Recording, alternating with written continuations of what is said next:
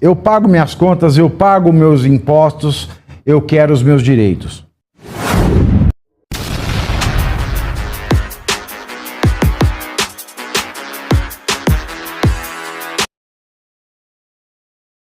Dá para dissociar hoje Lula de Maduro, se andaram de mãos dadas até ontem, Melão? Impossível, Pitoli. Aliás, ele deu o tratamento, né, de chefe de Estado, recebeu o Maduro aqui com toda a pompa, chegou a dizer, né, que democracia era algo relativo numa entrevista. Depois, aqui com o Maduro, deixou bem claro que o que estavam dizendo sobre a Venezuela era preciso que ele desse a narrativa dele para mostrar que não estava ocorrendo nada daquilo, quando você tinha a ONU, né, numa comissão lá, dirigida pela Michelle Bachelet, que nem é de direita, né, ela é de centro-esquerda, teria um perfil mais próximo ali do que eles historicamente acreditam, constatou todas as violações e os crimes contra os direitos humanos estavam sendo cometidos na Venezuela. Não dá nem para ele tentar numa narrativa, já que ele gosta tanto dessa palavra, dizer que não, é absurdo, isso é coisa da extrema do mundo, da direita, do imperialismo, de sei lá mais quem aí, do mundo capitalista, malvadão e etc., que querem acabar com a Venezuela e etc. Não. São fatos comprovados internacionalmente. E o Lula simplesmente, ele ainda deu mais créditos, né, porque tentou resgatar a Venezuela, a inserção, vários países já se afastando da Venezuela, inclusive você teve o Chile aqui, elegeu um líder, jovem ali, o Boric, de esquerda, e até ele condenava Maduro.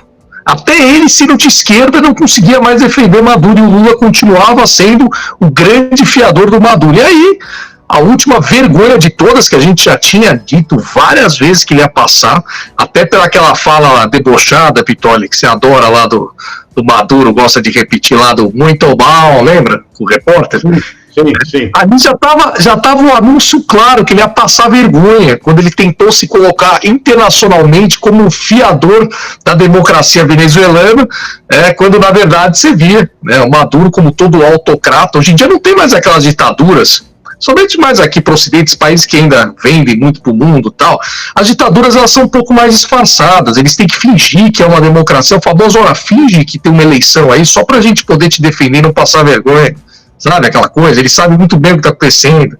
E aí o Maduro, obviamente, seguindo todo o roteiro dos autocratas ditatoriais da democracia relativa dele, né, ele, obviamente, escolhe adversário, impede registro do principal candidato da oposição, e essa coisa toda. Não dá para dissociar. Ainda mais que eles têm uma dívida para pagar aí, né, Pitoli? Sim. Não sei se já quitaram aí, né? Eu acredito... Quero ver se ele vai cobrar. Exato. Eu só acredito em dissociação, Pitoli, desculpa interromper, eu só acredito em dissociação, né, só criticazinha não, eu quero ver se cobrar a dívida mesmo, virar e falar, você paga o que você deve pro povo brasileiro. Não acredito. Vão fumar alguns charutos e depois eles acertam. Olha, por fim, para os políticos do Centrão, Lula teve de encarar a realidade da dominância do bloco sobre a pauta do Congresso. Lembra do tchutchuca do Centrão? Lula virou tchutchuca de novo aqui, né? E cada vez mais sobre o orçamento. As insatisfações produzidas na virada do ano por imposições do governo no resultado de votações das duas casas legislativas, como vetos presidenciais e a medida provisória para reonerar 17 setores da economia, deixaram mais cara a barganha com os líderes. O Planalto foi forçado a rever as iniciativas e inaugurou a prática de encontros informais no Palácio da Alvorada com deputados e senadores, chamado happy hour, né, com o nosso dinheiro, investindo na relação pessoal para negociar pautas e evitar surpresas desagradáveis. O principal ponto de tensão entre o Executivo e o Legislativo ainda envolve a sucessão no comando da Câmara e também do Senado, sobre o qual Lula afirma que não vai interferir. Virou a tchutchuca do Centrão, Melão? Sempre foi, né, Pitoli? Para ser sincero, sempre foi. Aliás, ele inaugurou aí muitas maneiras de lidar com o Centrão, até mais venais e pragmáticas, que não se lembra do Mensalão, né? Mensalão foi claramente uma compra de votos direta. O famoso não quero dar cara, não quero dar verba, quanto você quer, tá aí, ó, vou te dar uma mesada, você não me enche o saco e aprova ver as pautas. Aí depois viram que não deu certo, falando de Lula 1, né? Aí ele começou a reaproximação, precisamos de um partido com uma base mais estruturada, não dá para administrar, obviamente, uma coisa criminosa como essa com o mensalão, aí se criou, trouxe o MDB para a base dele, para ter mais sustentação. Foi quando teve o MDB se aproximando, participando do governo, na época era PMDB, inclusive. E ali, ele começou uma outra prática. Aí, o que surge nessa outra prática? Cargos, aí vem petrolão, enfim, todas essas formas de negociação. Agora tem essa questão das emendas aí, né? As emendas tinham do orçamento secreto, agora eles criaram outro tipo de emenda aí, emenda PIX, né, totalmente sem transparência. Mas Centrão, Pitoli, não tem segredo, esse aí, para ser sincero, é o mais fácil deles conciliar. Não é com happy hour, tapinha nas costas, é verba, é cargo, eles querem que pague as emendas, eles querem ter mais cargo, e se der ainda o que eles tanto querem, que é o Ministério da Saúde, que está cada vez mais entrando em crise aí, que eles estão de olho naquilo, porque é onde tem grande grosso das emendas que eles liberam, aí pronto, está conquistado o Centrão numa boa, né, virou tchutchuca. Mas, só para finalizar, Pitoli, tem uma ressalva aí, não é mais o Congresso que ele tinha lá atrás, onde você, puramente por uma questão de verba, você conseguia ter uma base muito segura e ampla. Hoje, você tem um crescimento de um público muito mais ideológico, digamos assim, fixo nas suas pautas, e deputados com perfil também muito mais conservadores. Então, muitos partidos centrão, infelizmente, esses deputados conservadores acabam estando nesse partido centrão, então ele não consegue mais aquela fidelidade ampla da bancada, o famoso, tô dando emenda pro líder aqui, tô dando um carguinho pro outro aqui, o ministério, e pronto, eu tenho a base inteira comigo. Não. Hoje, com essa presença de conservadores, pessoas que são oposição a ele, e muitos ali não se vendem, apesar de outros fingirem ser conservadores e aderirem, não está tão difícil, mas ainda assim, infelizmente, ele consegue, porque muitos ainda cedem à tentação das verbas e dos cargos. Bom, Milão, vou para o próximo assunto. Michele é homenageada da noite com o título de cidadã paulistana. E aí, tinha uma informação na segunda-feira, Milão, que o TJ, uma decisão de um desembargador, dava conta de que estava proibida a possibilidade do evento acontecer. Proibido. Não vai ter por quê? Não, é um evento político num prédio público. Então não pode ter. Esse evento tinha que acontecer na Câmara Municipal e tal. Entretanto, o vereador, o Rinaldo Di Gílio, ele que propôs esse título, essa homenagem, honraria a Michele, ele falou, pagou o aluguel do teatro, 100 mil reais, pagou o aluguel do teatro para fazer o evento ali. E aí, a Justiça condicionou aquela decisão de não haver o evento, proibida a execução do evento no interior do teatro, que se houvesse 50 mil de multa.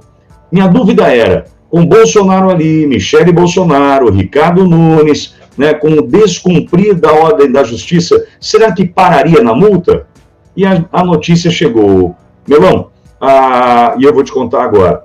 A Justiça de São Paulo decidiu, então, multar em 50 mil reais a Prefeitura da capital paulista. Eu não entendi. Se é uma honraria proposta pela Câmara, como é que a Prefeitura é multada? Mas, enfim, foi multada a Prefeitura de São Paulo por realizar a cerimônia de entrega do título de cidadã paulistana à primeira-dama Michele Bolsonaro do Teatro Municipal. A decisão foi tomada e tornada pública nesta quarta-feira, dia 27.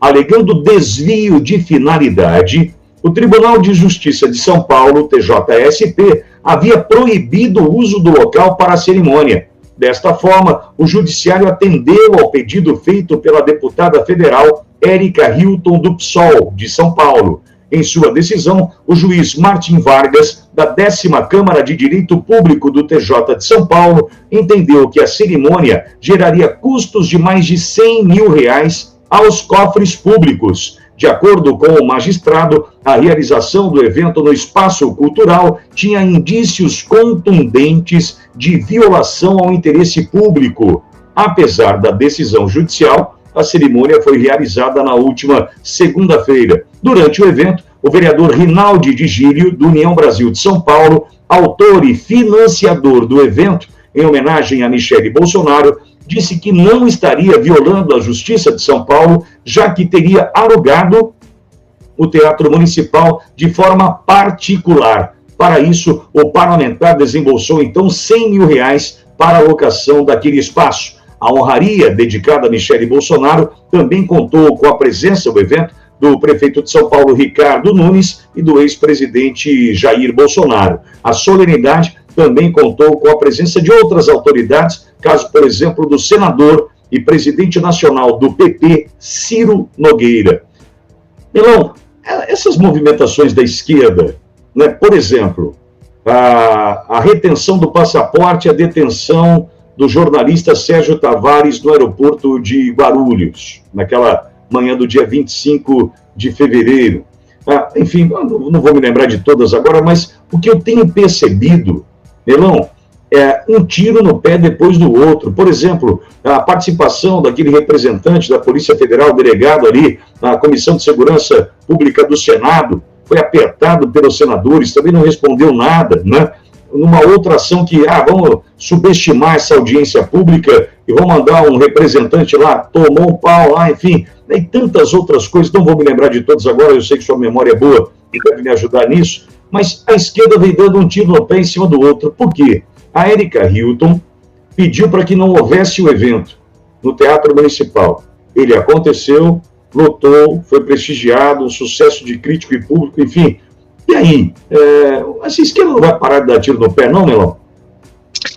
Eles não têm mais o que fazer, né, Pitor? Tá difícil mostrar algo de bom deles no poder, né? Agora com o Lula em queda de popularidade, o Lula preço da alimentos subindo, ninguém tá vendo picanha, ninguém tá vendo cervejinha, frustração atrás de frustração naquilo que eles prometeram e estão apanhando demais aí em termos de opinião, em termos de posicionamentos, enfim, tá um desastre para esse governo aí, essa nova chegada deles no poder tá um verdadeiro desastre, porque se existia ainda alguma coisa na memória de alguns brasileiros, somente aqueles mais necessitados, que precisam mais do Estado, era a lembrança daquele momento do Lula 1, onde ele surfou numa conjuntura internacional extremamente favorável, e não realizou reforma nenhuma, não fez nada, desperdiçou completamente aquele momento para fazer o que podia fazer e colocar o Brasil nos eixos, surfou do plano real feito no governo anterior, que depois foi gerando também os benefícios para ele, e ali se criou, jogou crédito à vontade ali no mercado, saiu gastando dinheiro à vontade, depois é óbvio que essa conta explodiu, mas ficou a lembrança para muitos, né, que não... Infelizmente não tem, né, a instrução necessária para fazer essa análise toda de que, olha, no governo Lula minha vida melhorou. Era a única coisa que tinha para eles terem alguma massa de público, né? O que acontece? Chega aí o Lula 3, eles não conseguem entregar nada. Então fica eles têm que ficar tentando surfar nessas mínimas coisas que, sinceramente, acaba sendo só colocando eles no ridículo. Eu queria agradecer a todos vocês que contribuíram com este programa, com a sua presença irreverente, com o seu compartilhamento, o seu comentário e, é claro, a curtida. A curtida é o que mais vale. O quê? O seu like. Este sinalzinho aqui que é o curtir, que você vai pegar e vai apertar quanto der. Agradeço a companhia e vejo vocês amanhã aqui neste Bate-Canal.